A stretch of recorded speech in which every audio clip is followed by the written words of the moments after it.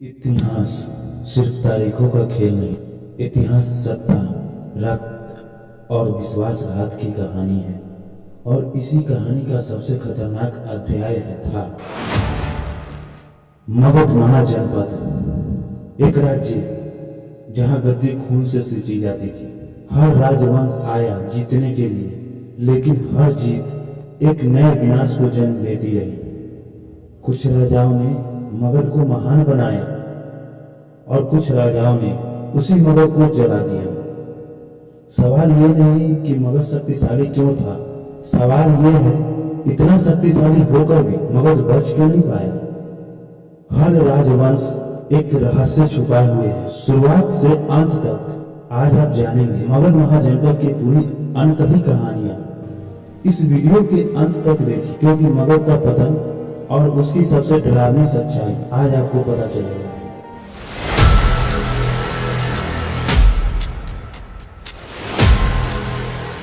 एक बार फिर से लेकर आ चुका हूँ एक अनोखी कहानी के साथ। तो चलिए दोस्तों, बात करते हैं एक ऐसा महान महाजनपद के बारे में जिसमें न जाने कितने महान साम्राज्य और महान सम्राट का उदय हुआ।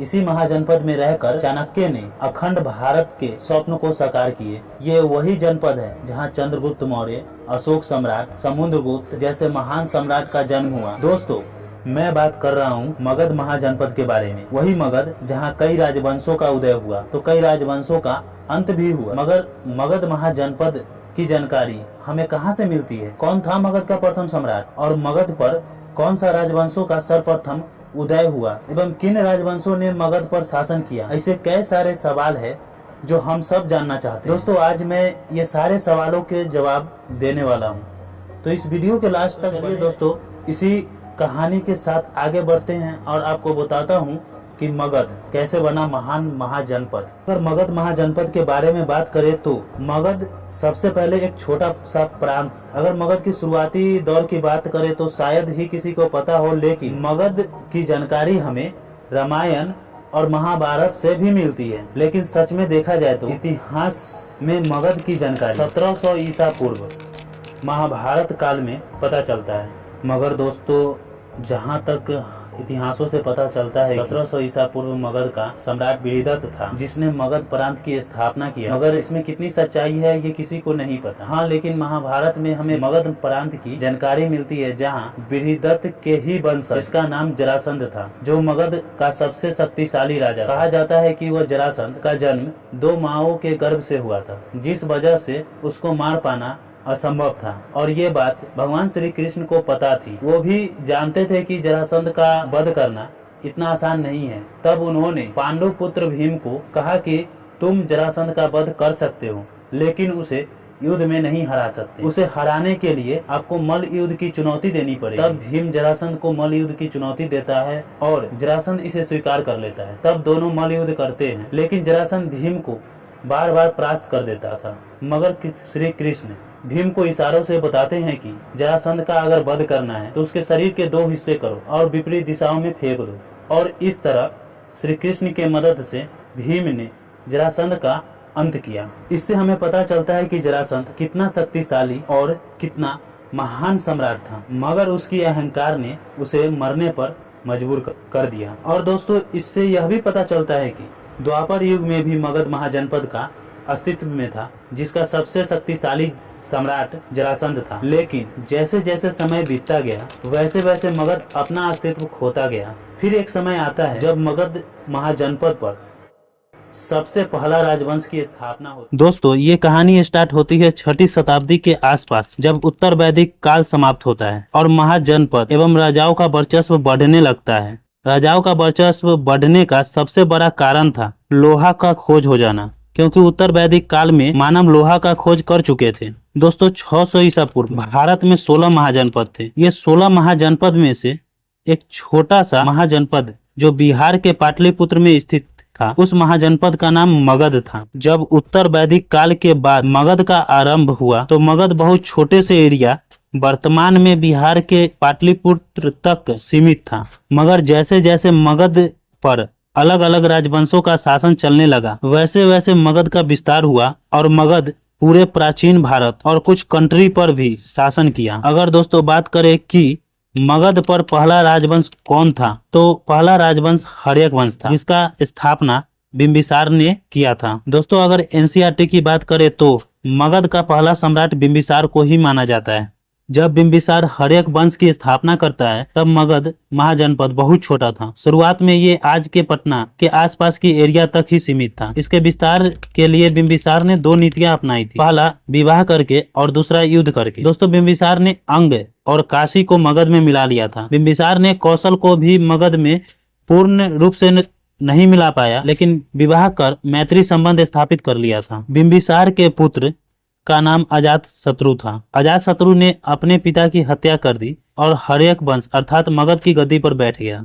आगे चलकर अजातशत्रु भी मगध का विस्तार करता है जैसे उसके पिता ने किया था, और जिस वैशाली को उसके पिता नहीं जीत पाए उसको अजातशत्रु ने जीत लिया। दोस्तों वैशाली जितना इतना आसान तो नहीं था, मगर अजातशत्रु ने इसे भी अपने अधीन कर लिया। साथ में 2 बड़े हथियारों का निर्माण किया जिसका नाम था रथमुसला और महाशिलाकंटक। दोस्तों रथमुसला और महाशिलाकंटक कुछ और नहीं, आज के एक मूवी बनी थी बाहुबली, उसमें भी इसी हथियार का यूज किया गया था। इस तरह इसके बाद इसका पुत्र उदयन, जिसने इसकी तरह ही उदयन ने भी अपने पिता अजातशत्रु की हत्या कर दी और उदयन हर्यक वंश का तीसरा सम्राट बना और उसने राजधानी को राजगिरी से पाटलिपुत्र ले गया। उदयन ने ही पाटलिपुत्र का स्थापना किया। इस तरह मगध को जो सिर्फ एक शहर तक सीमित था वो अब लगभग पूरे बिहार में फैल गया था। अगर हर्यक वंश के शासन के बात करें तो 544 ईसा पूर्व से 413 ईसा पूर्व तक चला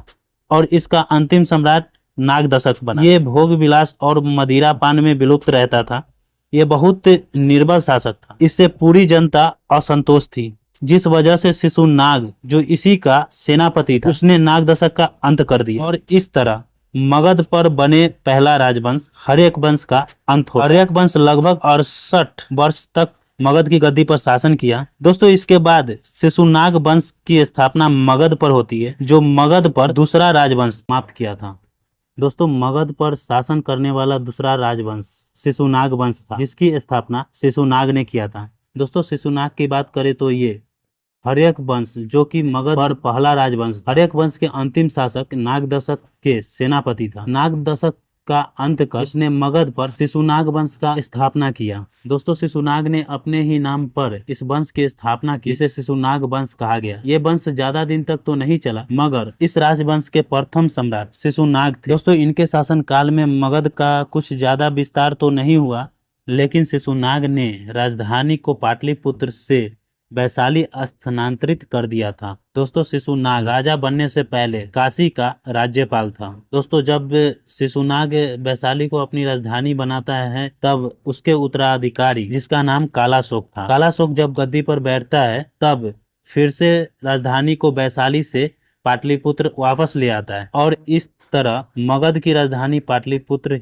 ही रहती है। दोस्तों आपको बता दें कि कालाशोक के समय ही 383 ईसा पूर्व दूसरी बौद्ध संगीत की होती है। ये बौद्ध संगीत की वैशाली में होती है। दोस्तों शिशुनाग ने 2 राज्य अवंती और बतस्से को भी मगध में मिला लिया था और दोस्तों शिशुनाग वंश इस तरह उसका शासन 412 ईसा पूर्व से 344 ईसा पूर्व तक रहा। दोस्तों शिशुनाग वंश के अंतिम सम्राट नंदीवर्धन था, जिसका अंत महापद्मानंद ने किया था और इस तरह शिशुनाग वंश का अंत होता है और नंद वंश का शासन स्टार्ट होता है।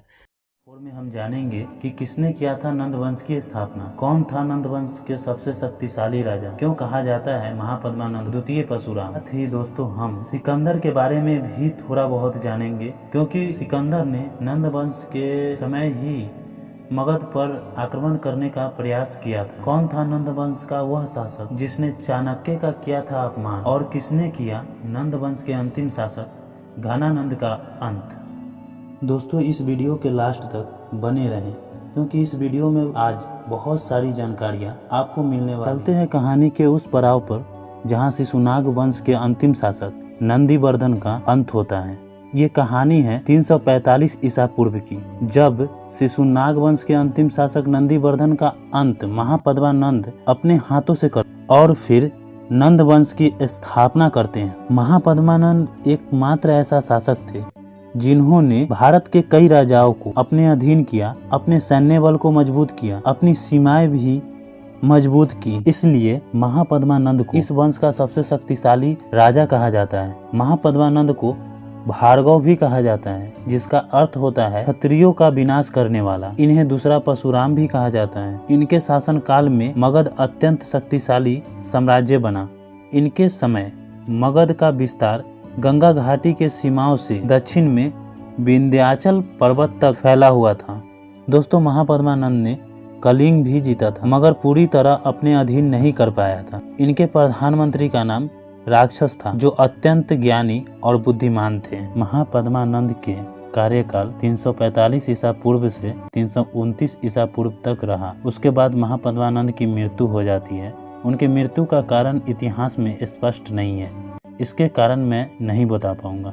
महापद्मानंद के मृत्यु के बाद उनके पुत्र उग्रसेन नंद मगध की गद्दी पर बैठता है। दोस्तों, उग्रसेन का कार्यकाल ज्यादा लंबा नहीं होता है, क्योंकि घनानंद जब बड़ा होता है, जो कि महापद्मानंद का अंतिम पुत्र था और सबसे छोटा। दोस्तों, घनानंद उग्रसेन की हत्या कर मगध की गद्दी पर बैठ जाता है। घनानंद मगध की गद्दी पर 325 ईसा पूर्व में बैठता है और मगध का सम्राट।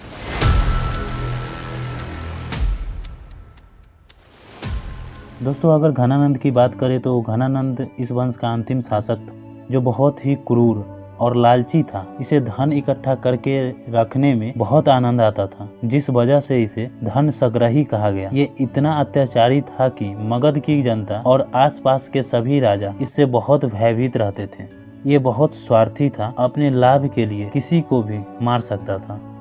इसके ही शासनकाल में मैसेडोनिया के सम्राट फिलिप का पुत्र अलेक्जेंडर बाद में सिकंदर नाम से जाना गया। उसने कई देशों को जीतने के बाद भारत पहुंचा, जहां उसकी मुलाकात होती है तक्षशिला के राजा अम्बिराज से। उसने सिकंदर की अधीनता स्वीकार कर ली, मगर उसके बाद सिकंदर झेलम नदी पार कर पंजाब पहुंचता है, जहां उसकी मुलाकात पंजाब के सम्राट पोरस से होता है। जब सिकंदर झेलम नदी को सेना सहित पार कर पंजाब आता है, तब पोरस उसकी अधीनता स्वीकार न करके उसे युद्ध के लिए चुनौती देता है और झेलम नदी के किनारे पोरस और सिकंदर में युद्ध होता है। इस युद्ध को हाइडे स्पीच या झेलम युद्ध के नाम से जाना गया। दोस्तों, इस युद्ध में सिकंदर जीत गया और पोरस हार गया। ऐसा नहीं था कि पोरस कमजोर शासक था। उनकी सबसे बड़ी मजबूरी थी कि उनके साथ पंजाब के जनता और सेना के अलावा और कोई साथ नहीं दिया था। लेकिन सिकंदर के साथ उसके पूरे विश्व के फौज थे। फिर भी पोरस ने हार नहीं माना और कई महीनों तक सिकंदर को झेलम नदी पार करने से रोक रखा। और जब सिकंदर ने पोरस को पकड़ लिया, तब सिकंदर ने पोरस से पूछा, बताओ तुम्हारे साथ क्या किया जाए। तब पोरस कहता है कि जो एक राजा दूसरे राजा के साथ करते हैं, ये सुन और पोरस की बहादुरी देख। जो विश्व विजेता था, उसने पोरस से दोस्ती की और अपने तलवार को पोरस के सामने रख दिया। पोरस के क्षेत्र को वापस किया और फिर आगे बढ़ा मगध की ओर। अब उसे ब्यास नदी को पार करना था, क्योंकि तभी वो मगध तक पहुंच पाएगा। दोस्तों, सिकंदर की सेना काफी ज्यादा थक गई थी और ब्यास के रौद्र रूप देखकर उसकी सेना ने ब्यास नदी पार करने से मना कर दिया। मगर सिकंदर फिर भी हार मानने को तैयार नहीं था। लेकिन जब मगध के शक्तिशाली और विशालतम फौज के बारे में सुना, तो उसकी सेना और भयभीत होकर पीछे जाने लगी। और ये सच्चाई भी था कि मगध पर 326 ईसा पूर्व जब घनानंद का शासन था, उस समय मगध में लगभग 2 लाख पैदल, 20,000 घुड़सवार और 2,000 रथ, साथ ही 3,000 हाथी का फौज था। मगध के सेना के बारे में जानकारी क्रूटियस के बुक हिस्टोरिक अलेक्जेंडी मैग्नी से मिलता है। इसके बाद सिकंदर वहीं से मैसेडोनिया के लिए लौट जाता है, मगर रास्ते में डायरिया होने के कारण सिकंदर की मृत्यु हो जाती है। और उधर पोरस की हत्या सिकंदर के सेनापति सेल्यूकस निकेटर और आम्बी कुमार मिलकर पोरस की हत्या कर देते हैं। ये सभी बात जब विष्णुगुप्त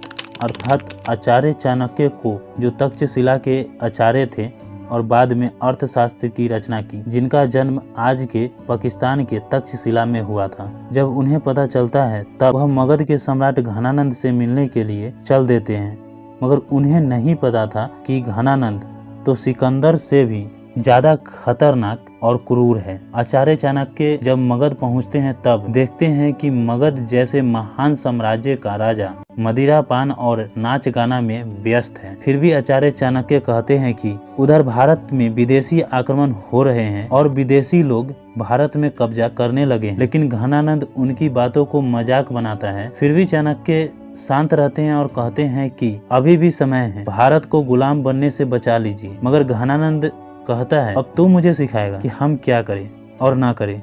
मैं क्यों करूं उससे लड़ाई, उसने मगध पर आक्रमण नहीं किया है, जा तू बचा ले अपनी भारत को। और घनानंद चाणक्य की शिखा को खोलकर उन्हें अपमानित करके महल से बाहर कर दिया। तभी आचार्य चाणक्य क्रोधित हो जाते हैं और हाथ में जल लेकर शपथ लेते हैं कि घनानंद आज तूने शिखा खोलकर एक ब्राह्मण का अपमान किया है। मैं आज शपथ लेता हूँ कि जब तक मैं तुझे इस सिंहासन पर से हटाकर एक अच्छे राजा को न बैठा दूं, तब तक मैं अपना शिखा नहीं बांधूंगा। दोस्तों, आचार्य चाणक्य के एक शपथ ने भारत को अखंड बनाया और एक सूत्र में जोड़ा। पूरे भारत का केंद्र बिंदु मगध बनाया। वहीं मगध, जो कभी एक शहर पटना तक सीमित था, वो आज पूरा आर्यवर्त का केंद्र बना। उसके बाद चाणक्य ने एक बेहतरीन राजा की तलाश शुरू कर दी। तभी उनकी मुलाकात चंद्रगुप्त मौर्य से हुई, जो पिपली वंश का राजकुमार मगर घनानंद के कारण दास की जिंदगी जी रहा था। आचार्य ने उसको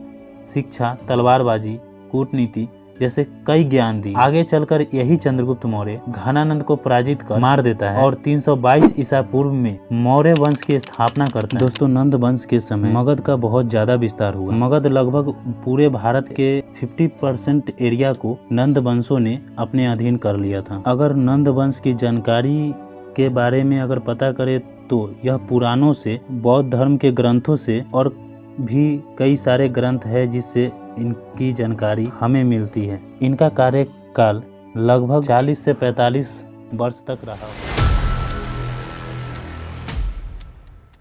भारत का वह राज्य जहां जन्मा था एक वीर योद्धा, गुलामी की जंजीरों को तोड़ बनाया था एक अखंड साम्राज्य। गरीबी की गोद में पलता रहा पर दिल में सम्राट बनने का सपना चलता रहा। धरतियों को अन्याय से मुक्त कराने उसने लिया था प्रण सत्य अपनाने। उसी समय एक ब्राह्मण आया, आचार्य चाणक्य कहलाया। नेत्रों में ज्वाला, बानी में धार, लक्ष्य था उसका अधर्म का संहार। तक्षशिला के गलियों में दोनों मिले थे, मानो दो अग्नि एक साथ जले थे। चाणक्य ने देखा उस बालक के तेज, कहा यह बनेगा भारत का सेज। शिक्षा, नीति, युद्ध ज्ञान दिया उसे चक्रवर्ती का पहचान। सहन किया अपमान, रण पर न छोड़ा धर्म न छोड़ा मन। फिर चला दोनों का अद्भुत अभियान, गिरे गुप्त किले, हिला मगध महान। घनानंद की सत्ता जब टूटी अंत, उभरा भारत का गौरव। चंद्रगुप्त हुआ सम्राट महान, चाणक्य का सपना हुआ पूर्ण विधान। गुरु शिष्य का अद्भुत लिख गया इतिहास। दोस्तों, मैं आज की इस वीडियो में इन दो महान गुरु और शिष्य की कहानी और सम्राट चंद्रगुप्त मौर्य के संघर्ष के बारे में बताऊंगा, इसलिए इस वीडियो को लास्ट तक जरूर देखें। और आपको यह कविता अच्छा लगा हो तो लाइक करें और सब्सक्राइब भी जरूर करें। चलिए इस कहानी को आगे समझते हैं। तो चलते हैं दोस्तों इतिहास के उस दौर में जहां मगध पर स्थापित चौथे राजवंश मौर्य वंश के बारे में बताया। मौर्य वंश के बारे में कुछ रोचक बातें हैं जो आपको जानना जरूरी है। मौर्य वंश एकमात्र ऐसा राजवंश है जो मगध पर सबसे ज्यादा समय तक शासन किया। इस वंश में मगध का सबसे ज्यादा विस्तार हुआ था और इस वंश के अंत होने के बाद मगध का सबसे तेजी से पतन होने लगा। इस वंश के समाप्त होने से भारत फिर से खंडित होने लगा। मौर्य वंश के शासन काल में बौद्ध धर्म का सबसे ज्यादा प्रचार प्रसार हुआ। इसी वंश के समय कलिंग जैसे महायुद्ध हुए। इन सभी बातों को विस्तार से जानने के लिए और समझने के लिए मौर्य वंश को शुरू से समझते हैं। दोस्तों, मौर्य वंश की स्थापना करने वाला महान सम्राट चंद्रगुप्त मौर्य थे। उन्होंने अपनी मां मूरा के नाम पर मौर्य वंश का नाम दिया। इस वंश की स्थापना 322 ईसा पूर्व में किया गया था। चंद्रगुप्त मौर्य के जीवन के बारे में अगर बात करें तो इनका जन्म 340 ईसा पूर्व में हुआ था, लेकिन कई जगह 345 ईसा पूर्व भी लिखा जाता है। बौद्ध ग्रंथ के अनुसार चंद्रगुप्त मौर्य पिपली वंश के राजकुमार थे। वही पिपली वंश जो आज के गोरखपुर में स्थित है, लेकिन एनसीईआरटी के अनुसार उनका जन्म बिहार के पाटलिपुत्र में हुआ था। अगर दोस्तों उनके माता पिता के नाम के बारे में बात करें तो विष्णु पुराण के अनुसार उनके माता का नाम मूरा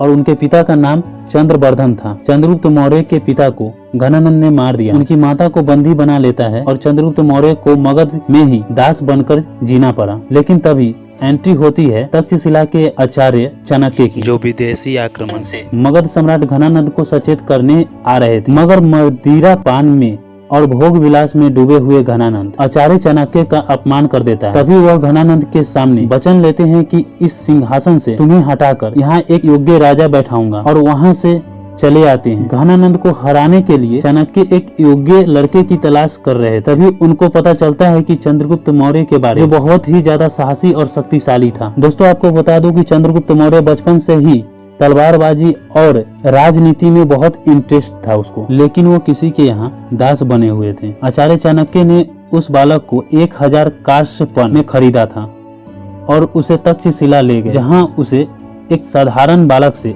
असाधारण व्यक्ति बनाया, हर प्रकार की शिक्षा दी, और उसके बाद घनानंद को हराने के लिए संघर्ष चलता रहा। कुछ समय बाद 322 ईसा पूर्व में घनानंद को चंद्रगुप्त मौर्य पराजित कर देते हैं और मगध की गद्दी पर बैठ जाते हैं और पूरे भारत को एक सूत्र में जोड़ने के लिए अखंड भारत की घोषणा करते हैं। कहते हैं कि पूरा भारतवर्ष एक रहेगा और उसका केंद्र मगध होगा। आधे से ज्यादा प्रांत तो उनके अधीन हो गया, क्योंकि उनकी पराकाष्ठा और पराक्रम सभी ने देखा था। लेकिन कुछ ऐसे राज्य थे जो उनके अधीन होने से इनकार कर दिए, लेकिन उनको भी आगे चलकर चंद्रगुप्त मौर्य अपने अधीन कर लेते हैं और ऐसे करके एक अखंड भारत का निर्माण किए। भारतीय इतिहास का सबसे प्रथम महान सम्राट कहा जाता है इन्हें। दोस्तों अभी तक मैंने नंद वंश के पतन और मौर्य वंश के उदय के बारे में बताया हूँ। इसकी जानकारी विशाख दत्त की पुस्तक मुद्रा राक्षस से मिलती है। आप ये बुक लेकर जान सकते हैं पतन और उनका उदय।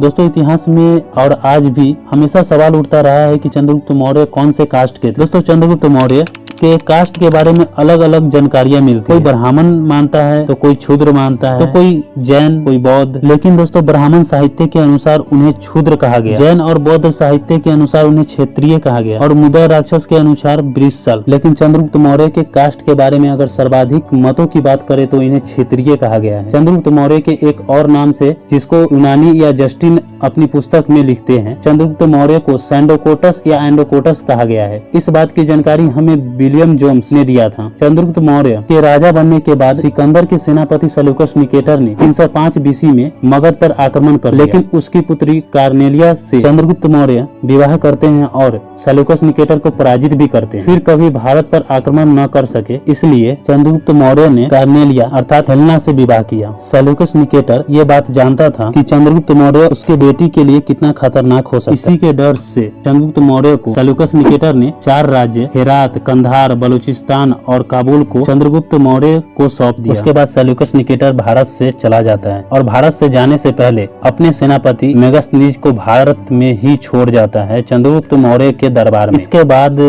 मेगस्थनीज आगे चलकर एक पुस्तक लिखता है जिसका नाम था इंडिका, और मेगस्थनीज के इसी पुस्तक इंडिका से ही पता चलता है कि चंद्रगुप्त मौर्य के शासन काल में सैन्य व्यवस्था, शासन, प्रशासन ये सब कैसा था, ये इंडिका बुक से ही जानकारी मिलती है। सेल्यूकस और चंद्रगुप्त के युद्ध और 4 राज्य सौंपने की जानकारी हमें यूनानी इतिहासकार स्ट्रैने और एम्पियानस की पुस्तक से मिलती है। दोस्तों इसके बाद बारी आती है क्षेत्र विस्तार और विजय अभियान की। चंद्रगुप्त मौर्य के क्षेत्र विस्तार और विजय अभियान के बारे में अगर बात करें, इसकी जानकारी अलग अलग पुस्तकों से मिलती है। इनके समय मगध का विस्तार उत्तर से कश्मीर से लेकर दक्षिण कर्नाटक तक फैला हुआ था, उत्तर पश्चिम में ईरान से लेकर पूर्व में बंगाल तक फैला हुआ था। अर्थात भारत ही नहीं, भारत से बाहर भी चंद्रगुप्त मौर्य का शासन था। दोस्तों सबसे पहले चंद्रगुप्त मौर्य ने बंगाल अभियान किया था, जिसकी जानकारी हमें महास्थान अभिलेख से मिलती है। उसके बाद दक्षिण में विजय अभियान किया था, इसकी जानकारी तमिल ग्रंथ अहानानूर और मुरनानूर तथा अशोक के अभिलेख से मिलती है। इनकी पश्चिम विस्तार की जानकारी हमें जूनागढ़ अभिलेख से मिलती है। इस तरह चंद्रगुप्त मौर्य पूरे आर्यभट्ट का केंद्र मगध को बना देते हैं। लेकिन एक समय ऐसा भी आता है जब मगध में अकाल पड़ने लगता है। इसमें चंद्रगुप्त मौर्य ने सभी की मदद की, जिसकी जानकारी हमें गोरखपुर में स्थित शाहगोर ताम्र अभिलेख से जानकारी मिलती है। इसी अकाल के दौरान जैन धर्म की शिक्षा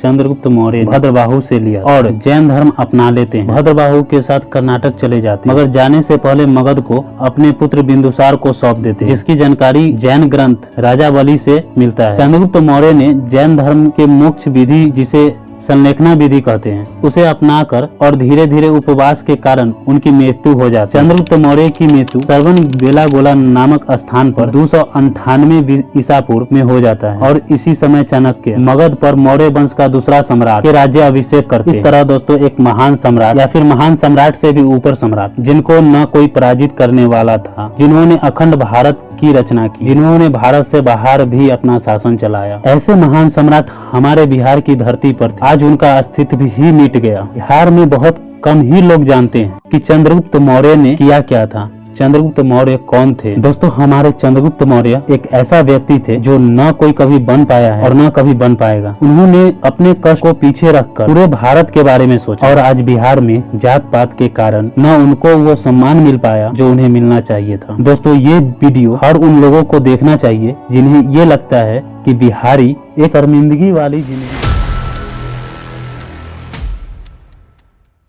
दोस्तों अब बात करते हैं मौर्य वंश के दूसरे सम्राट के बारे में, जो चंद्रगुप्त मौर्य के पुत्र थे, जिनका नाम बिंदुसार था। बिंदुसार के जीवन के बारे में बात करें तो इनके जन्म के समय ही इनकी माता का देहांत हो गया। इनकी माता के मृत्यु होने का सबसे बड़ा रीजन था चंद्रगुप्त मौर्य के लिए विषैला युक्त भोजन रखा गया था और उस भोजन को गलती से उनकी माता खा लेती। चंद्रगुप्त मौर्य की पत्नी दुर्धरा ने उस विष को ग्रहण कर लिया था, जिस वजह से आचार्य चाणक्य ने चंद्रगुप्त मौर्य को कहा कि मैं पुत्र या उनके पत्नी किसी एक को बचा सकता हूँ। तो बिंदुसार की माता दुर्धरा कहती है कि मेरी जान चली जाए पर इस बच्चे को बचा लीजिए, और इस तरह बिंदुसार की जान बच जाती है। ये बात जानकर आश्चर्य होगा कि चंद्रगुप्त मौर्य प्रथम और अंतिम ऐसे शासक थे जिसको भोजन में थोड़ा थोड़ा विष दिया जाता। ये विष स्वयं आचार्य चाणक्य देते थे। अब आप सबको आश्चर्य होगा कि एक गुरु अपने शिष्य को ही विष दे रहा है। दोस्तों आचार्य चाणक्य जानते थे कि चंद्रगुप्त मौर्य को युद्ध में पराजित करना असंभव है, लेकिन एक विष उनकी जान ले सकती है, इसलिए दुश्मन उन्हें किसी भी तरीके से न मार पाए। उसके बाद उनका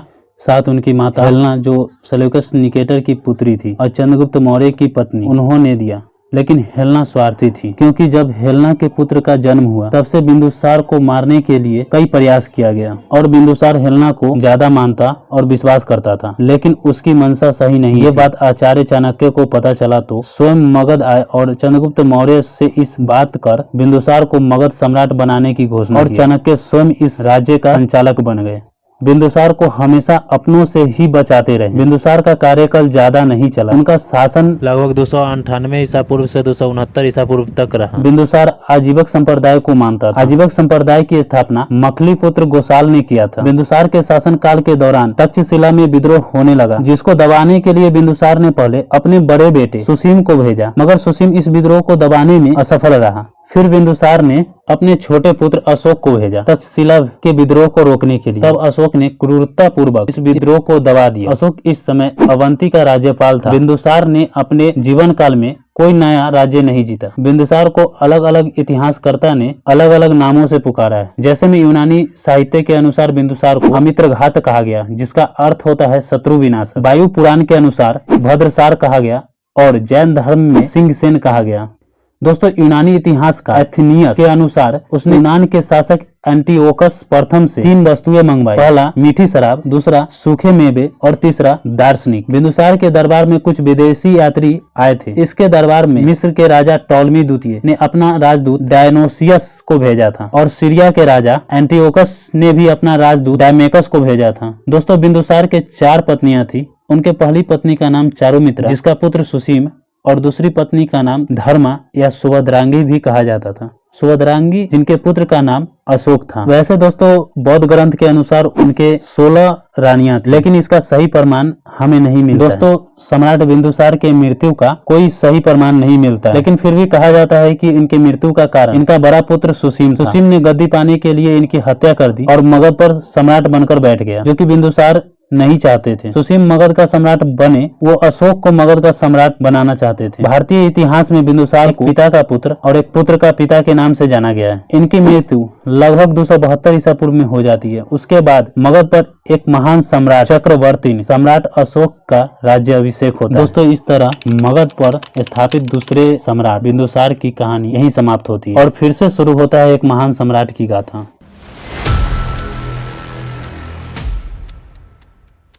मगध की मिट्टी जहाँ चंद्रगुप्त ने साम्राज्य रचा, जहाँ बिंदुसार ने उसकी विरासत सहेजी, वहीं जन्मा था एक बालक जो इतिहास का चेहरा बदलने वाला था। राजमहल में वैभव था पर भीतर साजिशें भी थी। भाइयों की ईर्ष्या, राजनीति की आंधियां सिंहासन के हर पायदान पर काटे थे, पर अशोक की आंखों में ज्वाला थी देश, धर्म और न्याय की। जब तक्षशिला जली थी, विद्रोह ने मौर्य को ललकारा था। भेजा गया वह युवा सेनापति जिसकी तलवारें बिजली की तरह चमकती, जिसकी हुंकार ने कीचक की सेना भागी थी, जिसकी हुंकार से कीचक की सेना भागी थी। वो लौटा विजेता बनकर, पर महल के भीतर ही चला नया रंग। भाइयों की चालें महल के दीवारों में, षड्यंत्र की सरसराहट। फिर भी वह उठा, टूटा नहीं, झुका नहीं और बन गया मगध सम्राट। फिर आया कलिंग का युद्ध, धरती हिली, आकाश कांपा, तलवारों ने नदियां लाल कर दी। अशोक ने पाया विजय पर खो दिया अपना मनुष्य तत्व। हजारों लाशें, माओ की चीखें, बच्चों के आंसू,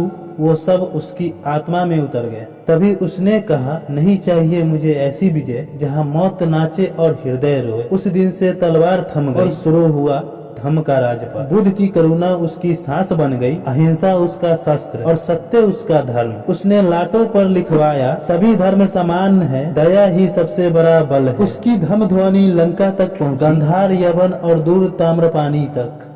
कभी जिसने रक्त बहाया था वही अब शांति का दीप जलाने चला। इतिहास गवाही देता है, जो जीतता है युद्ध वह राजा कहलाता है, पर जो अपने भीतर की हिंसा हराता है वही महान सम्राट बनता है। तो दोस्तों, ये कुछ लाइनें थी मगध सम्राट और भारत के सबसे महान सम्राट चक्रवर्ती सम्राट अशोक के बारे में लिखे थे। ये लाइनें अगर आपको अच्छी लगी हो तो इस वीडियो को लाइक, सब्सक्राइब और कमेंट जरूर करें। और इसके आगे हम जानेंगे महान सम्राट अशोक के बचपन से लेकर उनकी मृत्यु तक की कहानी। तो इस वीडियो के लास्ट तक बने रहें। तो शुरू करते हैं।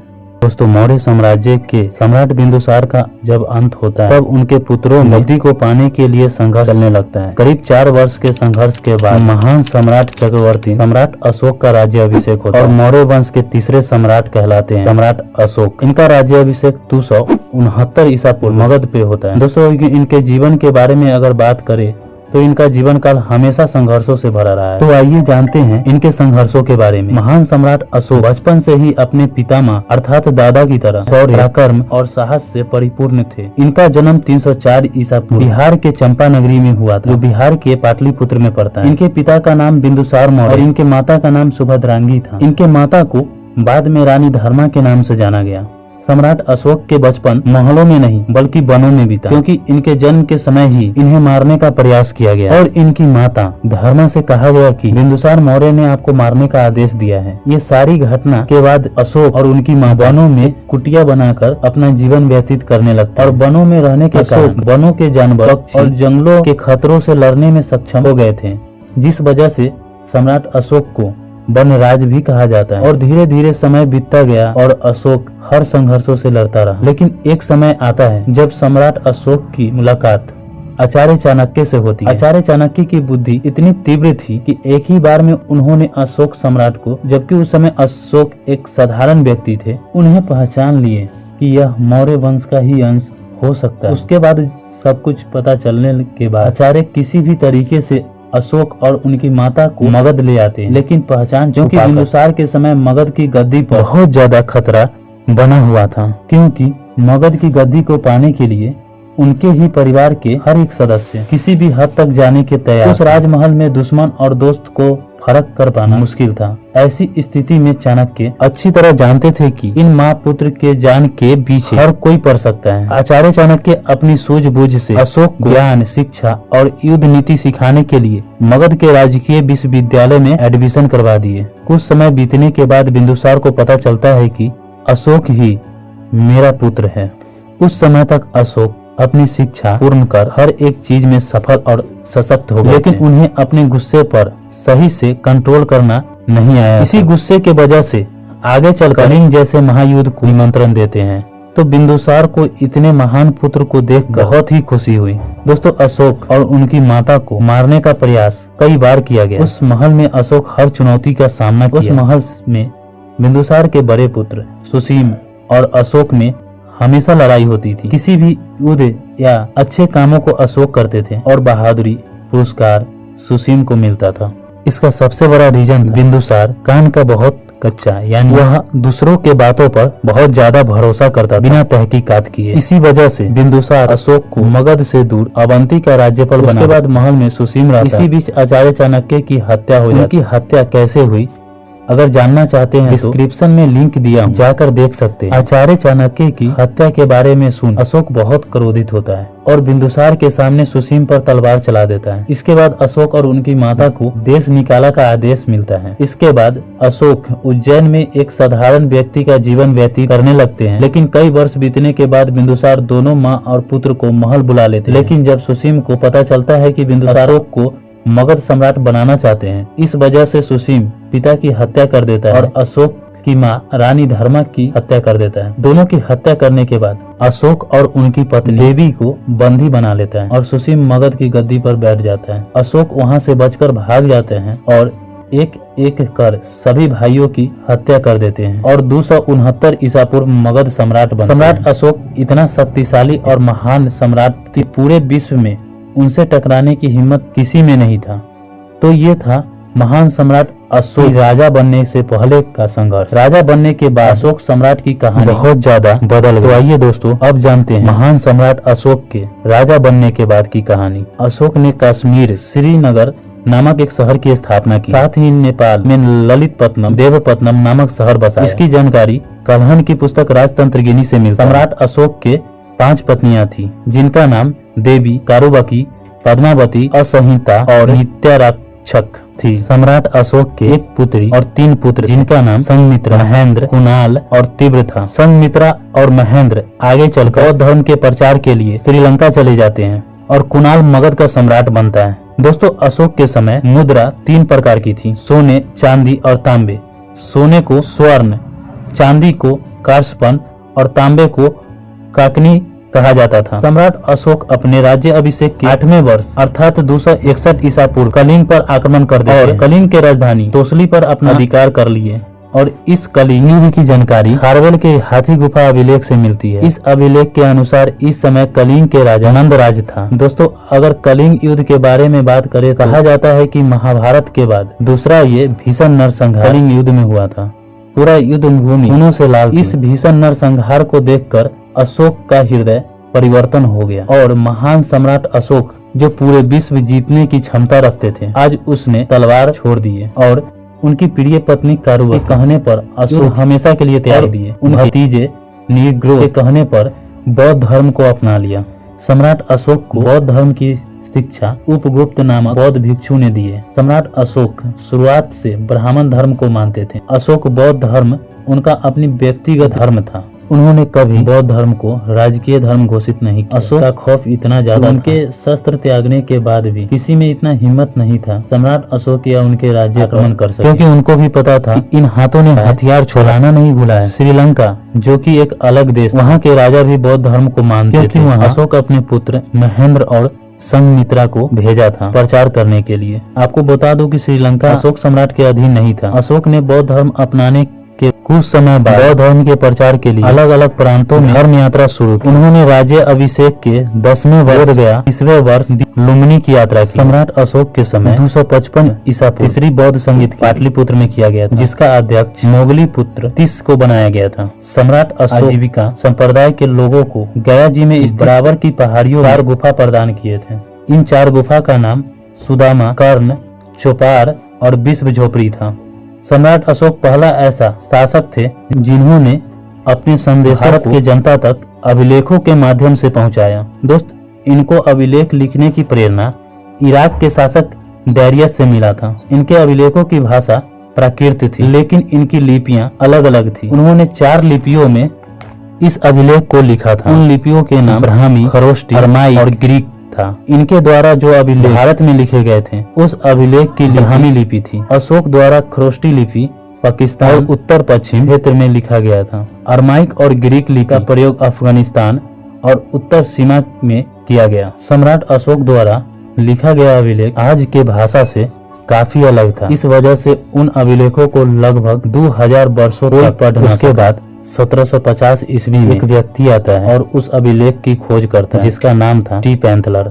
लेकिन अभी भी उस अभिलेख को पढ़ने में कोई सफल नहीं हो पाया। इस अभिलेख को खोजने के लिए टी पैंथलर ने बहुत परिश्रम की, लेकिन इस अभिलेख के खोजने के एक वर्ष बाद 1837 ईस्वी में एक व्यक्ति आया जिसका नाम जेम्स प्रिंसप था। इस व्यक्ति ने सम्राट अशोक के अभिलेख को पढ़ने और समझने में सफलता हासिल की। इस तरह आज हम लोग सम्राट अशोक के बारे में और उनके शासनकाल के बारे में जान पाए। दोस्तों, सम्राट अशोक के अभिलेख पढ़ा तो गया, लेकिन ये पता लगाना मुश्किल था कि जो अभिलेख हमें मिला वो सम्राट अशोक द्वारा ही लिखवाया गया था, क्योंकि उनके अधिकतर अभिलेखों में देवानाम प्रियदर्शी या सीधे अशोक लिखा हुआ मिलता है। उनके द्वारा लिखे गए मध्य प्रदेश के गुर्जरा और कर्नाटक के मस्की, नेतूर और उदयगिरी अभिलेख में इनका नाम सीधे अशोक मिलता है, जिससे पता लगाना मुश्किल था कि ये अशोक सम्राट अशोक ही है या कोई और। इसके बाद मिलता है भारभू अभिलेख,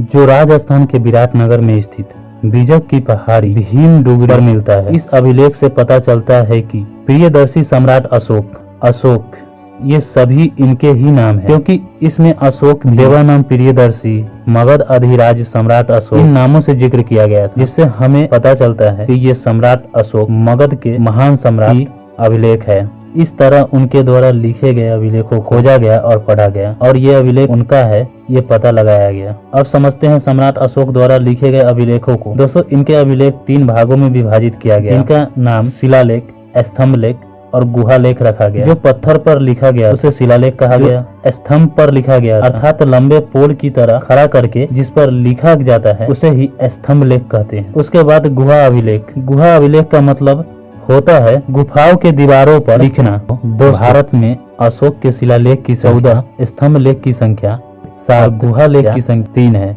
तो आइए जानते हैं भारत में अशोक द्वारा लिखे गए 14 शिलालेख के बारे में। दोस्तों, इनके पहले शिलालेख में पशु बलि पर प्रतिबंध लगाने की घोषणा, इनके दूसरे शिलालेख में मनुष्य और पशु की चिकित्सा की बात कही गई। साथ ही दक्षिण भारतीय राज्य चेर, पांड, श्रीलंका, केरल पुत्र और सतीय पुत्र की चर्चा मिलती है, लेकिन इसमें चोल वंश का कोई जिक्र नहीं मिलता है। तीसरे शिलालेख में 3 अधिकारी की राजुक, युक्तक, प्रदेशक की नियुक्ति की जानकारी मिलती है और राजकीय अधिकारियों को हर 5 वर्ष में एक बार राज्य भ्रमण करने की आग्रह की गई। इसके बाद चौथे शिलालेख में हैरी घोष से धम्म घोष अपनाने की चर्चा है, जिसका मतलब होता है कि अशोक ने युद्ध से बौद्ध धर्म की ओर चले गए। इसी तरह 5वें शिलालेख धम्म महामात्रों की नियुक्ति के बारे में बताया गया, जो धार्मिक जीवन की देखरेख करेंगे। इनके 6ठे शिलालेख में आत्मनियंत्रण संबंधी शिक्षा दी गई और कहा गया कि मेरे अधिकार जन कल्याण के लिए जब चाहे मुझसे मिल सकता है। इस तरह 7वें शिलालेख विभिन्न धर्मों के आपसी समन्वय और तीर्थ यात्रा की चर्चा। उनके 8वें शिलालेख में धर्म यात्रा की चर्चा है। सम्राट अशोक ने 10वें वर्ष बोध गया, 20वें वर्ष लुम्बिनी की यात्रा का वर्णन इसी अभिलेख से मिलता है। 9वें शिलालेख में छोटे मोटे त्योहार को प्रतिबंध लगाया गया और इसमें सच्ची भेंट और शिष्टाचार का उल्लेख है। उनके 10वें शिलालेख में धर्म के महत्व की चर्चा की गई और राजा और उच्च अधिकारी हमेशा प्रजा के हित में सोचेंगे, कहा गया। इसके बाद 11वें शिलालेख में धर्म दान और अधिकारियों द्वारा ब्राह्मण को न सताने की बात कही। इनके 12वें शिलालेख में स्त्री महामात्र नामक अधिकारी की चर्चा है, जो स्त्री की स्थिति को सुधार करने के लिए सहायक होंगे। इसके बाद इनके 13वें शिलालेख जो इम्पोर्टेंट भी है, क्योंकि इसमें कलिंग युद्ध की चर्चा है, जिसमें अशोक ने कलिंग युद्ध में कैसे नरसंहार किया, कैसे उनका हृदय परिवर्तन और पड़ोसी राज्य के से कैसा संबंध था, इन सभी बातों का उल्लेख 13वें शिलालेख में मिलता है। उसके बाद अंतिम शिलालेख 14वां शिलालेख है। 14वां शिलालेख में सम्राट अशोक कहते हैं कि ऊपर लिखे गए 1 से लेकर 13 तक शिलालेख में जो बताया गया वो कार्य के अतिरिक्त कार्य भी किए गए हैं जो इसमें लिखे नहीं गए, उसका जिम्मेदार लिखने वाला है। और इन सभी शिलालेख में जनता को धार्मिक जीवन बिताने के लिए प्रेरित किया गया है। ये थे 14वां शिलालेख। तो ये तो सम्राट अशोक द्वारा लिखे गए 14 शिलालेख। अब जानते हैं उनके द्वारा ही लिखे गए स्तंभ लेख के बारे में, जिसकी संख्या 7वां अभिलेख रुम्मी देही अभिलेख है, जो नेपाल के लुम्बिनी में मिला अरमाइक लिपि में लिखा गया है। यह सबसे छोटा अभिलेख आर्थिक क्रियाकलापन के बारे में चर्चा की गई है। इनका दूसरा स्तंभ लेख कौशाम्बिक अभिलेख है, जो यूपी में मिला, जिसमें अशोक ने अपनी पत्नी कारुबाकी के द्वारा दिए गए दान के बारे में बताया है, इसलिए इसे रानी का अभिलेख भी कहते हैं। इसी अभिलेख को मुगल शासक अकबर ने इसे इलाहाबाद में स्थापित कर दिया। इसके बाद तीसरे स्तंभ लेख, जिसका नाम टोपरा अभिलेख को फिरोज शाह तुगलक ने दिल्ली से तुगलकाबाद में स्थापित, वर्तमान में यह हरियाणा में स्थित है। चौथा स्तंभ लेख, जिसको मेरठ अभिलेख कहते हैं क्योंकि ये यूपी में मिला था, इसको फिरोज शाह तुगलक ने दिल्ली से तुगलकाबाद में स्थापित किया। इसके बाद पांचवा स्तंभ लेख रामपुरवा अभिलेख है जो बिहार के चंपारण में स्थित है। छठा और सातवां स्तंभ लेख क्रमशः लोरैया, नंदनगढ़ और अरे राज अभिलेख है जो बिहार के चंपारण में लिखे गए। स्तंभ लेख की जानकारी मिलती है। सम्राट अशोक ने गुहा अभिलेख बिहार के गया के निकट बराबर की पहाड़ी की गुफा में स्थित है। यहाँ 3 गुफा हैं। इसमें आजीविकों को दिए गए दान की चर्चा की गई है। अब दोस्तों, सम्राट अशोक के द्वारा विदेशों में कुछ अभिलेख लिखवाए गए थे, जैसे में निगाली सागर स्तंभ लेख जो नेपाल में स्थित है। इसमें बताया गया है कि अशोक अपने राज्याभिषेक 12वें वर्ष निगाली सागर की यात्रा की थी। उसके बाद सर ए कुना अभिलेख जो अफगानिस्तान के कंधार में मिलता है। इस तरह इस महान सम्राट द्वारा दिए गए संदेशों लोगों ने जाना, समझा और शिक्षा जगत में अशोक एक प्रेरणा का स्रोत बन गए और आज में इनके बारे में पढ़ाया जाता है। सच में सम्राट अशोक एक महान व्यक्ति थे। ये पहले ऐसे सम्राट थे जिन्होंने अपना रौद्र रूप से पूरी दुनिया को भयभीत, तो समय आने पर शांति और अहिंसा का पाठ पढ़ाया। आज शान से इनके द्वारा बनाया गया चक्र हमारे तिरंगे के बीच में है। उनके द्वारा बनाई गई विजय का स्तंभ जो 4 मुखी शेरों को प्रदर्शित करता है, विजय के मूल सिद्धांत को दर्शाती है। आज हमारे भारत के राष्ट्रीय चिन्ह है। ये पहले ऐसे सम्राट थे जिससे हम किसी एक जाति, धर्म, क्षेत्र या स्थान तक सीमित नहीं की जा सकता, क्योंकि उन्होंने भारत में ही नहीं विदेशों में भी इनके पराक्रम मानता और जानता था। और इस चक्रवर्ती सम्राट अशोक की मृत्यु 332 ईसा पूर्व पाटलिपुत्र में हो गया।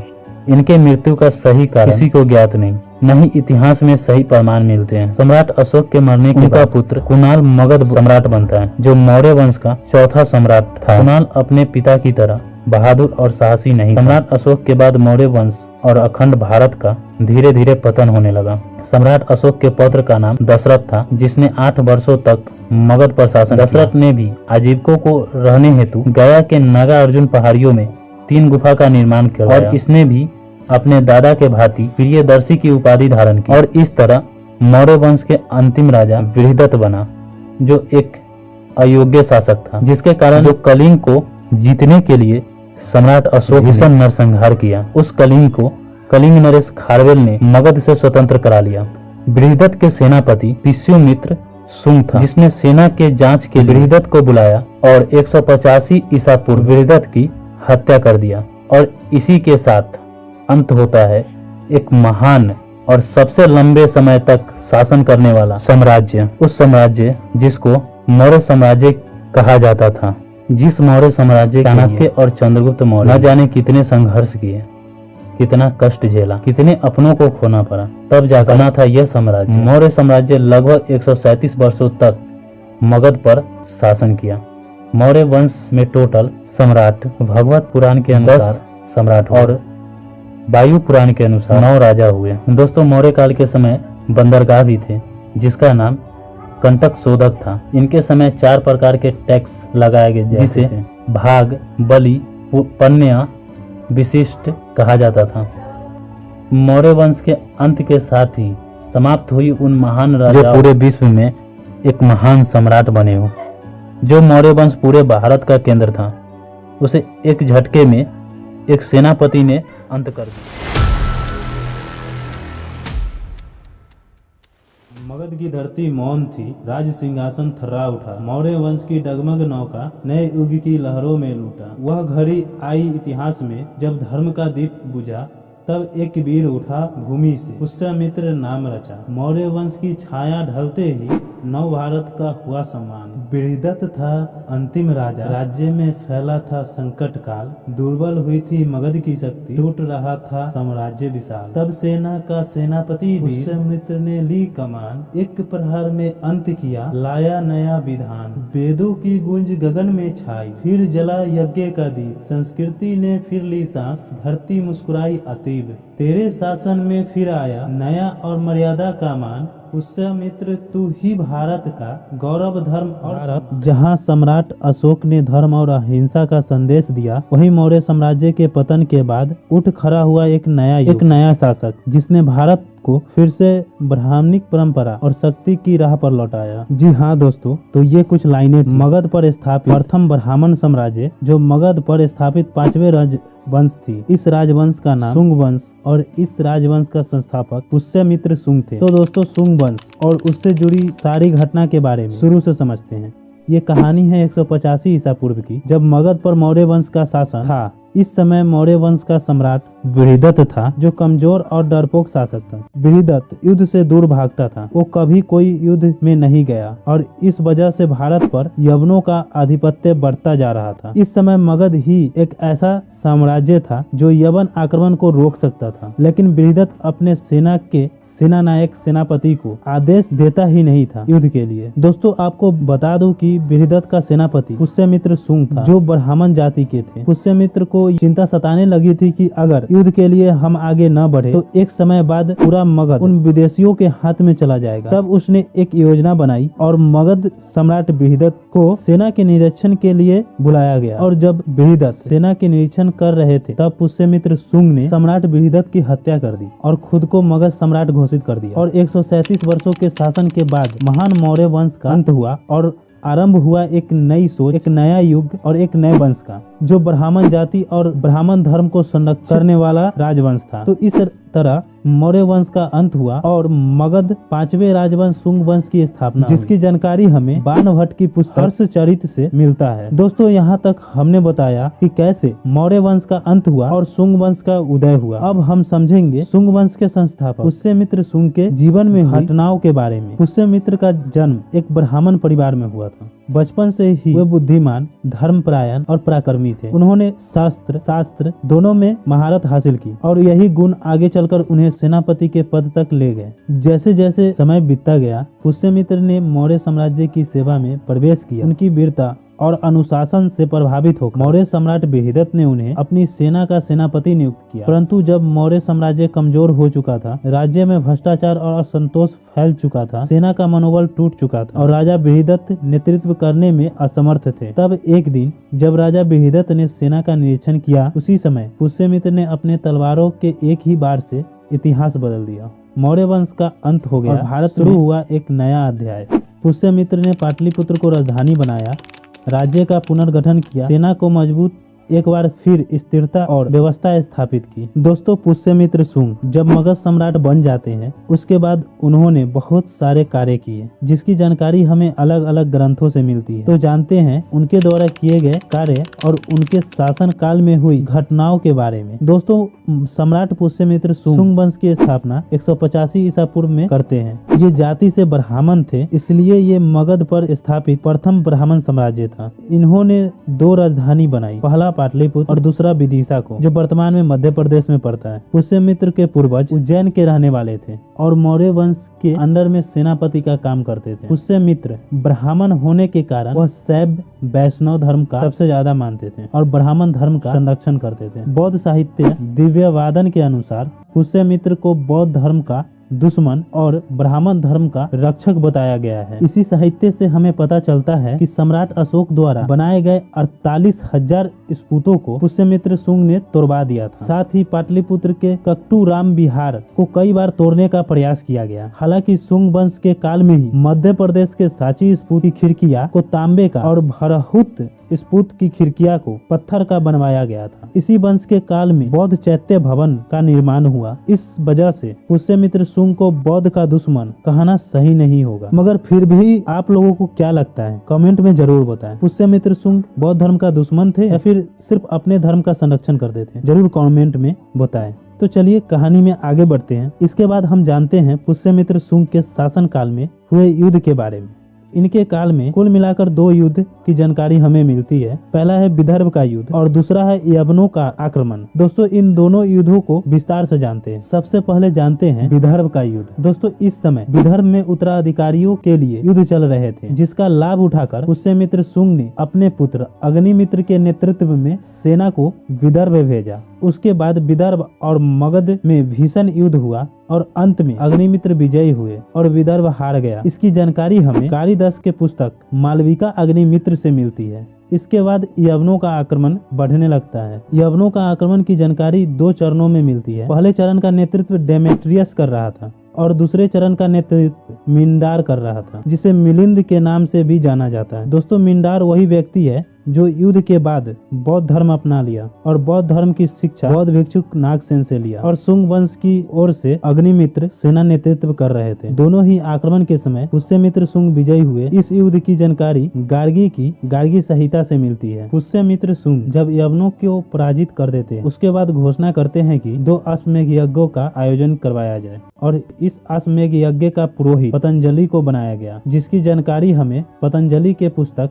महाभाष्य से मिलता है। दोस्तों, पुष्यमित्र सुंग अभी तक सभी युद्धों को जीतते रहे, मगर जब उनका युद्ध कलिंग नरेश खारवेल से होता है तब पुष्यमित्र सुंग पराजित हो जाते हैं। पुष्यमित्र सुंग की मृत्यु की जानकारी इतिहास में हमें नहीं मिलती है। इसके बाद पुष्यमित्र सुंग के उत्तराधिकारी अग्निमित्र बनता है, जो शक्तिशाली और एक बेहतरीन सेना नायक। इसने राजा बनने पहले ही यवनों और विदर्भ को पराजित कर चुके थे। अग्निमित्र आगे चलकर मालविका से प्रेम करने लगते हैं और विवाह कर लेते हैं। इनके प्रेम, यवन और विदर्भ के साथ युद्ध, इन तीनों की जानकारी कालिदास के द्वारा रचना की गई पुस्तक मालविका अग्निमित्र से मिलती है। इस तरह सुंग में टोटल 10 सम्राट हुए, जिसमें पहला पुष्यमित्र सुंग, दूसरा अग्निमित्र, तीसरा वसुश्रेष्ठ, चौथा वसुमित्र, पांचवा आंध्रक, छठा पुलिंदक, 7वां घोष, 8वां वज्रमित्र, 9वां भागभद्र और 10वां देवभूति। दोस्तों, इसके बाद इस वंश के 9वें शासक भागभद्र के दरबार में यवन राजदूत हेलियोडोटस आया था। इसने वैष्णव धर्म से प्रभावित होकर भगवत धर्म अपना लिया। इसने आगे चलकर भगवत धर्म विष्णु के सम्मान में मध्य प्रदेश के विदिशा में गरुड़ ध्वज अभिलेख का निर्माण करवाया और इस अभिलेख पर भगवान विष्णु के लिए देव देवाशय शब्द का प्रयोग किया। दोस्तों अब समझते हैं सुंग वंश के शासन काल में हुए घटना या लिखे गए ग्रंथों के बारे में। सुंग वंश के समय संस्कृत भाषा का विस्तार हुआ।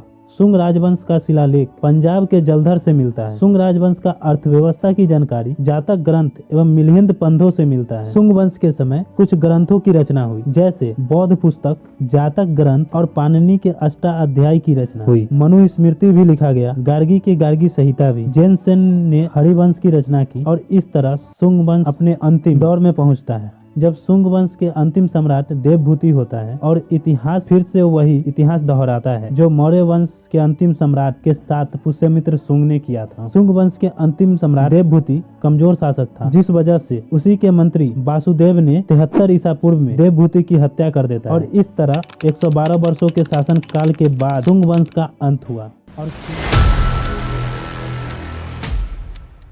दोस्तों, आज हम बात करने वाले हैं एक ऐसे राजवंश की जिसे इतिहास में हमेशा नजरअंदाज किया गया। दोस्तों, भारत की धरती पर अनेक साम्राज्य गिरे और उठे हैं। मगध वह भूमि है जिसने नंद वंश, मौर्य वंश और सुंग वंश जैसे महान वंशों को जन्म दिया।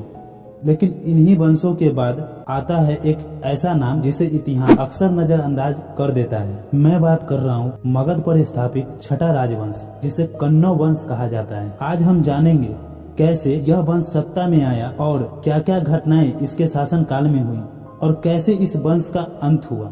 दोस्तों, इस वीडियो के लास्ट तक बने। सबसे पहले हम बात करते हैं कन्नौ वंश के शुरुआती दौर की। शुरुआती दौर में सुंग वंश के अंतिम राजा देवभूति, जो एक कमजोर शासक था। देवभूति के समय में मगध दरबार में अराजकता फैल चुकी थी, दरबारियों में साजिशें थी, जनता असंतुष्ट थी और सत्ता धीरे धीरे कमजोर हो रही थी। इसी दौर में दरबार में एक प्रभावशाली मंत्री थे जिनका नाम था वासुदेव कन्नौ। वासुदेव बुद्धिमान, चतुर और साहसी व्यक्ति थे। कहा जाता है कि जब सुंग वंश के राजा देवभूति दरबार की मर्यादाएं भूल गए थे तो वासुदेव ने मौके का फायदा उठाया और लगभग 73 ईसा पूर्व सुंग वंश का अंत कर दिया और इसी घटना से कन्नौ वंश का आरंभ हुआ। दोस्तों, इसके बाद हम जानते हैं वासुदेव कन्नौ का शासनकाल। वासुदेव कन्नौ के बचपन के बारे में इतिहास में कहीं भी जानकारी नहीं मिलती है, जिसके कारण हम गलत जानकारी आपको नहीं दे सकते। तो हम जानते हैं वासुदेव कन्नौ के शासनकाल कैसा रहा। राजगद्दी संभालने के बाद वासुदेव ने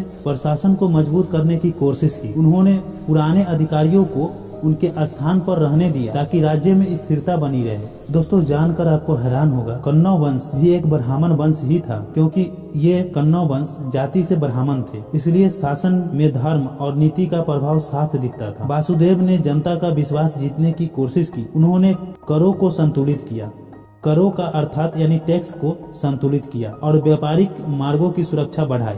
दोस्तों शुंग वंश की तरह वासुदेव कन्नौ ने भी अपनी राजधानी पाटलिपुत्र और विदिशा दोनों को बनाई। तो दोस्तों ये था वासुदेव कन्नौ का शासनकाल। इसके बाद हम जानते हैं कि कन्नौ वंश में कुल कितने राजा हुए। दोस्तों कन्नौ वंश में कुल 4 राजा का जिक्र मिलता है, जिनमें से पहले हैं वासुदेव कन्नौ, जिनके बारे में अभी आप लोगों ने जाना। उसके बाद भूमिमित्र, उसके बाद तरायन कन्नौ है, उसके बाद सुशर्मा। तो ये कन्नौ वंश के 4 राजाओं का नाम है। दोस्तों इसके बाद हम जानते हैं कन्नौ वंश के दूसरे राजा भूमिमित्र और तीसरे राजा तरायन का शासनकाल। क्योंकि कन्नौ वंश में सबसे ज्यादा समय तक किसी ने शासन किया तो वो भूमिमित्र थे और तरायन का शासनकाल बहुत छोटा था।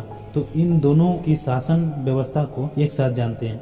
वासुदेव के बाद उनके पुत्र भूमिमित्र गद्दी पर बैठते हैं। भूमिमित्र के शासनकाल में मगध में शांति बनी रही, परंतु साम्राज्य का विस्तार रुक गया।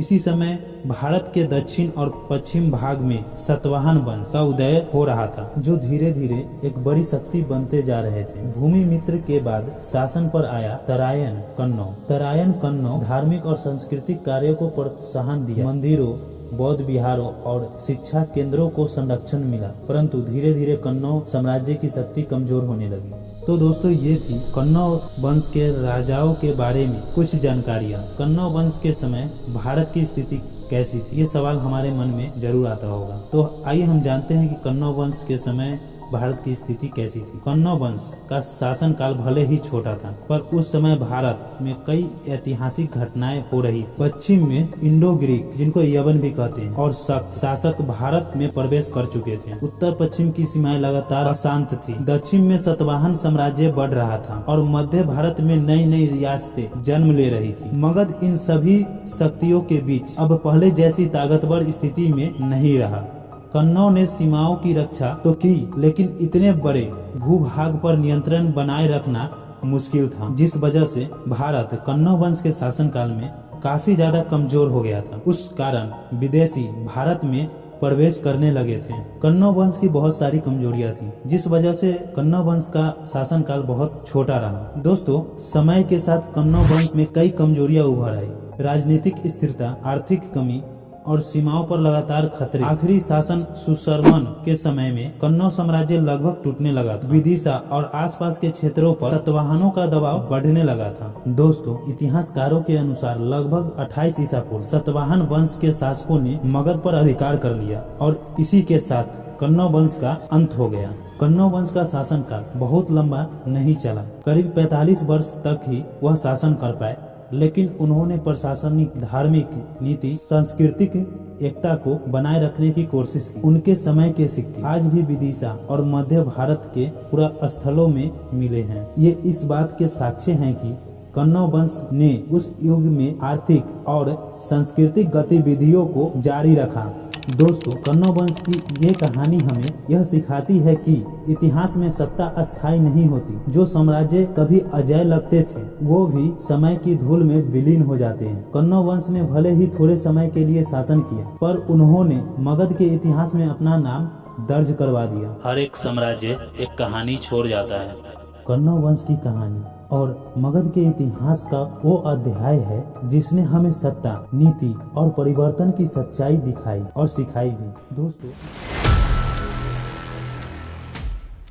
दोस्तों मगध महाजनपद, जो कभी बिंबिसार, अजातशत्रु, महापद्मानंद, चंद्रगुप्त मौर्य और अशोक सम्राट जैसे शासकों के कारण पूरे भारत का धड़कन हुआ करता था, कन्नौ वंश के साथ इतिहास के अंधेरे में धकेल दिया गया। कन्नौ वंश मगध का अंतिम स्थानीय शासक वंश था, लेकिन उनकी सत्ता ज्यादा दिनों तक नहीं टिक सकी। दोस्तों अब हमारे मन में एक सवाल आता होगा, क्या कन्नौ वंश का अंत किसने किया? अगर कन्नौ वंश का अंत जिस शासक या फिर जिस राजा ने किया, क्या वह मगध पर शासन नहीं किया? तो फिर कौन था वो जिसने मगध जैसे साम्राज्य को छोड़ दिया? कन्नौ वंश के अंतिम राजा, जिनका नाम सुशर्मा कन्नौज था और उसका अंत दक्षिण भारत से उठी एक नई शक्ति के हाथों। उस शक्ति का नाम सातवाहन वंश था। दोस्तों लगभग 28 ईसा पूर्व सातवाहन वंश के उत्तराधिकारियों ने कन्नौज वंश के अंतिम शासक को पराजित कर दिया। दोस्तों यह सिर्फ एक वंश का अंत नहीं था, यह मगध की स्वतंत्र आत्मा का अंत था। दोस्तों कन्नौज वंश के पतन के बाद मगध स्वतंत्र महान साम्राज्य नहीं रहा। कोई अखिल भारतीय सम्राट मगध से दोबारा नहीं उठा। अब मगध सिर्फ एक प्रांत बनकर रह गया था। और जिस सातवाहनों ने कन्नौज वंश का अंत किया था वह सातवाहन दक्षिण के दक्कन क्षेत्र के राजा थे और उन्होंने कन्नौज वंश के अंतिम शासक को पराजित कर पुनः अपने देश लौट गए, अर्थात अपने राज्य में लौट गए। उन्होंने मगध पर शासन नहीं किया, मगध को ऐसा ही छोड़कर चले गए। अब मगध किसी केंद्रित शक्ति का हिस्सा नहीं रहा। मगध में कई छोटे छोटे क्षत्रप, स्थानीय राजा, जनपद प्रमुख उभर आए। विभिन्न क्षेत्रों में अलग अलग छोटे राजवंशों ने शासन किया। यह काल कोई एक वंश वाला नहीं था, कोई बड़ा साम्राज्य वहाँ स्थापित नहीं हुआ। इसी कारण कन्नौज वंश के अंत के बाद मगध का इतिहास धुंधला और बिखरा हुआ माना जाता है। दोस्तों कन्नौज वंश के अंत के बाद मगध कभी भी स्वतंत्र रूप से नहीं चल पाया और न ही कभी मगध पर स्वतंत्र राजा बन पाए। मगध हमेशा किसी न किसी के अधीन ही रहा। इस वंश के अंत के साथ ही मगध कई टुकड़ों में बट गया और करीब 300 सालों तक मगध पर वहां के स्थानीय लोग अलग अलग क्षेत्रों में शासन करने लगे। दोस्तों अब मगध कभी सातवाहनों के अधीन होता, तो कभी शक कुषाणों की छाया में, तो कभी गुप्त के अधीन एक हिस्सा मात्र। दोस्तों करीब 300 सालों बाद फिर आया वह समय जब टुकड़ों टुकड़ों में बटा हुआ मगध को फिर से एक सूत्र में जोड़ने के लिए कोई खरा उठ हुआ और मगध के स्थानीय शासकों का अंत कर मगध को फिर से एक सम्राट मिला जिसे गुप्त साम्राज्य कहा जाता है। लेकिन दोस्तों शासक मगध के नहीं थे, मगध उनका था। गुप्त वंश जो एक सबसे बड़ा साम्राज्य था वह प्रयागराज से शासन कर रहे थे मगध पे। वह आत्मविश्वास, वह आतंक, वह साम्राज्यवादी आग जो कभी मगध की पहचान थी वह इतिहास बन चुकी थी। अब दोस्तों कहानी का सबसे डरावना सच तो यह है कि मगध को बाहर से नहीं अंदर से कमजोर किया गया था। निरंतर पर षड्यंत्र, कमजोर उत्तराधिकारी, जनता और सत्ता के बीच की दूरी और नई शक्तियों का उदय, एक साम्राज्य जो कभी पूरे भारत को हिला देता था आज इतिहास की किताबों में सिर्फ एक अध्याय बनकर रह गया। मगध मरा नहीं था, उसने बस लड़ने से मना कर दिया था और इतिहास कमजोरों को याद नहीं रखते। दोस्तों जिस सिंहासन पर बैठने के लिए कभी खून की नदियां बहाई जाती थी अब वहां बैठना एक बोझ बन चुका, क्योंकि मगध अब शक्तिशाली का केंद्र नहीं सिर्फ रणनीति का मोहरा बन चुका था। दोस्तों आपको जानकर ये हैरान होगा, सातवाहन वंश जिसने कन्नौज वंश के अंतिम शासक का अंत किया था, उन्होंने मगध को नष्ट नहीं किया, उन्होंने उससे भी भयानक काम किया। उसे जीवित रखकर कमजोर बना दिया। स्थानीय शासक बस नाम के राजा थे। सेना मगध की, आदेश बाहर से, कर मगध से, खजाना दूर। मेरे कहने का मतलब है कि मगध की सेना तो थी मगर आदेश कोई और दे रहा था। टैक्स तो मगध से आ रहा था मगर जा कहीं और रहा था। यह वही मगध था जो कभी दूसरों को नचाया करता था। इसके बाद धीरे धीरे मगध की जनता को यह याद दिलाया गया कि तुम अब साम्राज्य के केंद्र नहीं हो। किले उजाड़े गए, शस्त्रागार बंद हुआ, पुराने वीरों के नाम मिटा दिए गए। इतिहास को जानबूझकर कमजोर किया गया ताकि उनके वीरता और उनके साहस का परिचय इतिहास में दर्ज न हो। मगध में दुश्मन ने तलवार नहीं चलाई, उसने याददाश्त मिटाई। नई पीढ़ी को बताया गया कि मगध बस एक आम प्रांत था। अशोक, चाणक्य, बिंबिसार ये नाम सिर्फ किताबों में बंद कर दिए गए, क्योंकि जो अपने अतीत को भूल जाए उसे दोबारा गुलाम बनाना आसान होता है। दोस्तों मगध एक दिन में नहीं टूटा, वह हर दिन थोड़ा थोड़ा मारा गया। और जब लोगों को पता चला कि मगध मर चुका है, तब तक उसके हत्यारे इतिहास लिख चुके थे। और अंत में दोस्तों यही कहना चाहता हूँ कि कुछ साम्राज्य हार कर नहीं मरते, उन्हें जीने का मौका ही नहीं दिया जाता। मगध का अपराध यह नहीं था कि वह कमजोर पड़ा, उसका अपराध यह था कि वह कभी बहुत शक्तिशाली रहा था।